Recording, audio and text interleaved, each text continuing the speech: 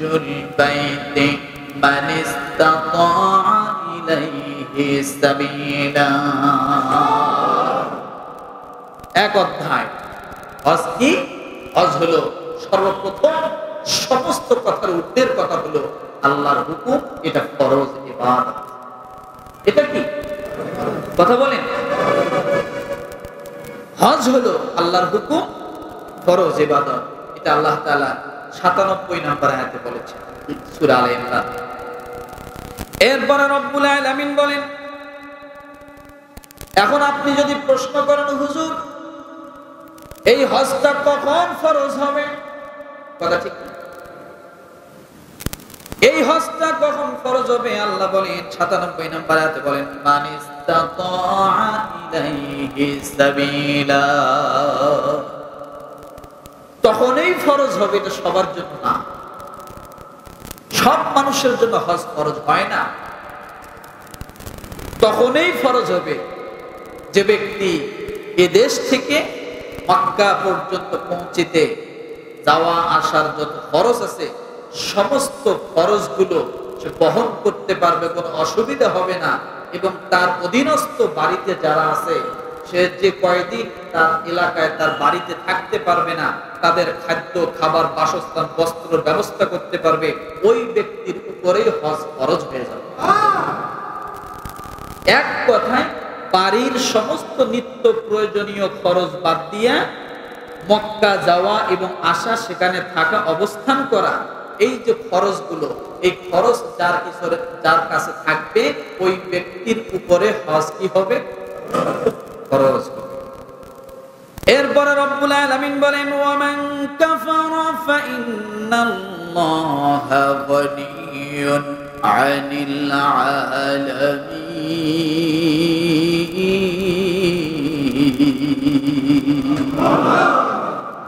এই আয়াতের মূল বিষয় হলো এটা, ওয়ামান কাফারা ফাইন্নাল্লাহা গনিয়্যুন আনিল আলামিন। এখন কথা হলো, যারা হজের সামর্থ্য থাকার পরেও হজ করে না, তাদের জন্য একটা শক্ত বার্তা আল্লাহ দিয়েছেন। যাদের হজ করার মতো সামর্থ্য থাকার পরেও, কথা বলেন, এখন সামর্থ্য বলতে কি বুঝলেন বলেন তো? বলছি কিন্তু আমি একটু আগে, নিত্য প্রয়োজনীয় অধীনস্থদের সমস্ত খরচ বাদ দিয়ে নিজে মক্কা যাওয়া এবং আসা এবং সেখানে থাকা, অবস্থান করা, যে খরচটা লাগে, এইটা যদি তার কাছে থাকে, তার উপরে কি হয়? জোরে। এবার আপনারা ক্যালকুলেশন করে নেবেন, হজ কার উপর ফরজ হলো, কার উপর ফরজ হয়নি। কিন্তু আল্লাহ বলছেন, ওয়ামান কাফারা ফাইন্নাল্লাহা গনিয়্যুন আনিল আলামিন। এখন এই খরচের যাবতীয় বিষয়বস্তু সব তার কাছে থাকার পরেও যে ব্যক্তি হজে যায় না, আল্লাহ তাআলা তাকে বলছে, ওমান কাফারা ফাইন্নাল্লাহ, সে অস্বীকার করলো আল্লাহকে। তাকে আল্লাহর হুকুমকে অস্বীকার করা মানেই তো আল্লাহকে অস্বীকার করা। কিন্তু আল্লাহ এটাই বলতেছে যে আমি কিন্তু তোমাদের কাছে অর্থ সম্পদ চাই নাই, আমি আল্লাহ তাআলা ধনী, আমি তোমাদের কাছে অর্থ সম্পদ চাই না। আল্লাহ তাআলা সে কথাটাই বলতেছে। আল্লাহ তো বিশ্ব জগতের সমস্ত মানুষ হতে অমুকাফিক। কি বলেন তো? বিশ্ব জগতের সমস্ত মানুষ হতে অমুকাফিক। তাহলে যতটুকু জানলাম এই ৫-১০ মিনিট, যদি হজ করার মতো সামর্থ্য থাকে তাহলে হজ করা লাগবে কি লাগবে না? করলে কি হবে? আল্লাহর হুকুম অস্বীকারী হিসেবে সাব্যস্ত হবে। সোজা কথা, আল্লাহকে অস্বীকারী হিসেবে কি হবে? সাব্যস্ত হবে। এখন বলবেন যে হুজুর তাহলে বুঝলাম। দ্বিতীয় নম্বরে হজের উদ্দেশ্যটা হলো আল্লাহর জিকিরকে প্রতিষ্ঠিত করা, যেটা গত জুমায় বলেছিলাম। কি করা বলেন?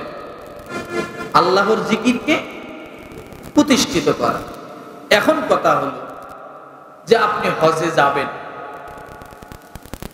যেমন নামাজের পরিচয় কি? নামাজের পরিচয় হলো রুকু করা, সেজদা করা, এটা হলো নামাজের কি পরিচয়। এখন হজের পরিচয় কি? হজের পরিচয় হলো 9 কাজ। কয়টা? জোরে 9টা কাজকে হজ বলে। 9 কাজ করাকে হজ বলে। ভালো করে শুনেন, 5 জায়গায় 5 দিনে 9 কাজ করাকে হজ বলে।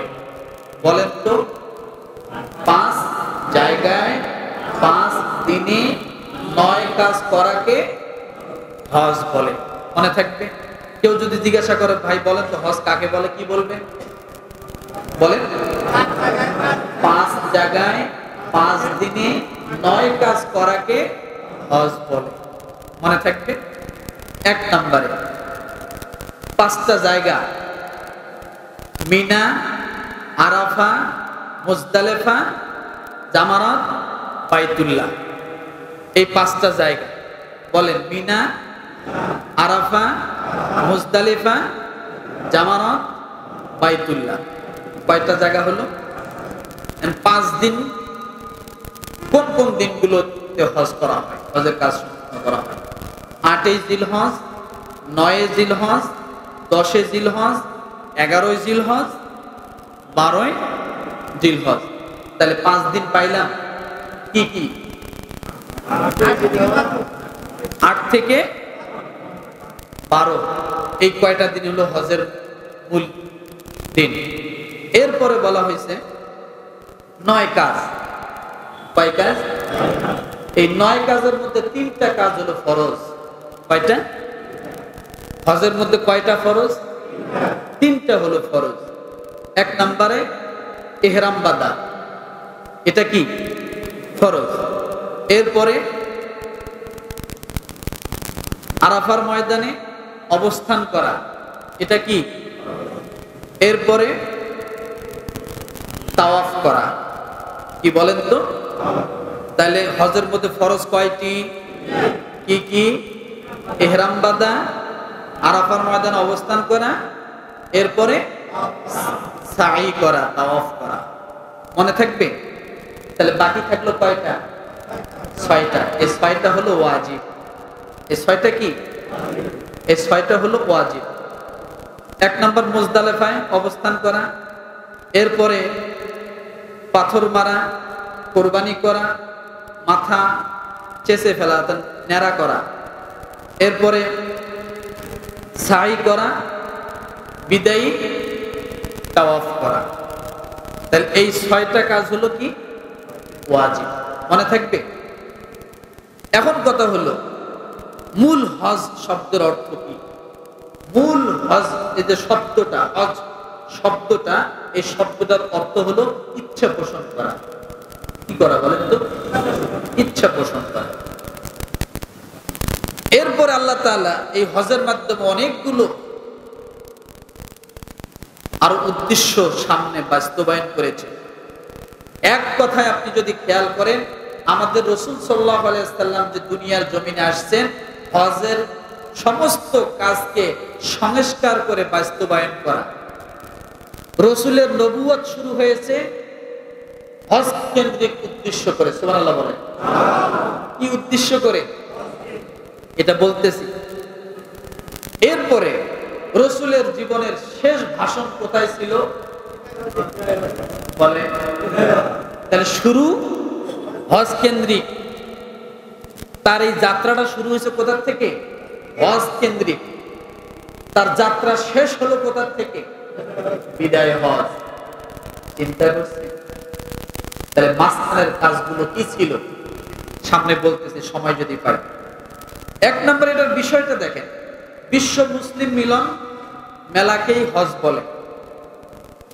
এরপরে বলা হয়েছে হজ অতীত ভবিষ্যৎ জীবনের পার্থক্য রেখা। অতীত এবং ভবিষ্যৎ জীবনের কি মাঝখানে যে ডিভাইডেড করা হয়, এটা কিসের মাধ্যমে? হজের মাধ্যমে। এরপরে বলা হয়েছে হজ সর্বজনীন ভ্রাতৃত্ব বজায় রাখে। হজের মাধ্যমে সারা পৃথিবীর সমস্ত মুসলমান এক জায়গায় জমা হচ্ছে কি হচ্ছে না? এই হজে গেলে আমি আমেরিকার মানুষটাকে দেখতে পাবো সরাসরি, ইরাকের মানুষটাকে দেখতে পাবো সরাসরি, পাবো না? তাহলে ওই ইরাকের মুসলমান, আমেরিকার মুসলমান, কানাডার মুসলমান, তাদেরকে আমি হজের মাধ্যমে দেখতে পাই, তাদের সঙ্গে আমার একটা মিলন মেলা, সমতা, ভ্রাতৃত্ববোধ। এছাড়া আপনি এত দেশের মানুষ একসাথে কোথাও পাবেন? পাওয়া যায়? পাওয়া যায়। এই জন্য হজ হলো সর্বজনীন সমতা রক্ষা করা। হজ হলো পুণ্য এবং প্রাপ্তির মাধ্যম। হজ পুণ্যের পুণ্য প্রাপ্তির মাধ্যম। হজ আল্লাহর ভালোবাসার বহির প্রকাশ। এটাই হলো হজ। কি এই কি শব্দটা সমাপ্ত হয়ে গেল। তাহলে হজের পরিচয় আমরা জানলাম, জানা হয়েছে ইনশাআল্লাহ। এরপরে দ্বিতীয় নম্বর প্রশ্ন হলো হজ কেন? হজ কেন? এক নম্বরে বলেছিলাম হজ আল্লাহর হুকুম, এটা ফরজ ইবাদত, তাই এটা আমাদের জন্য আল্লাহ তাআলা ফরজ বিধান করে দিয়েছেন, এই জন্যই হজ করতে হয়। তাই হজ কেন বলেন তো? হজ কেন বলেন? আল্লাহর হুকুম পালন করা। ইব্রাহিম আলাইহিস সালাম কাবা ঘরকে সংস্কার করেছিলেন। ইব্রাহিম আলাইহিস সালাম কি সংস্কার করছে? জোরে বলেন না। কাবা ঘর সংস্কার করছে। আর আমাদের রাসূল সাল্লাল্লাহু আলাইহি সাল্লাম হজের ভিতরের যত ক্লেশতা এবং শয়তানি ঢুকেছিল এগুলাকে দূর করার জন্য, বিধিবিধানকে পরিশুদ্ধ করার জন্য রাসূল দুনিয়াতে আসছিলেন। তাহলে কাবা সংস্কার করলেন কে? করার পরে তিনি হজকে চালু করে দিলেন। কিন্তু রাসূল সাল্লাল্লাহু আলাইহি সাল্লাম আসা পর্যন্ত এই যে লম্বা মাঝখানে যে একটা সময়, এই সময়ের ভিতরে হজের আসল যে রূপ, হজের আসল যে কাজ, এটাকে পরিবর্তন করে মানুষ শয়তানি সব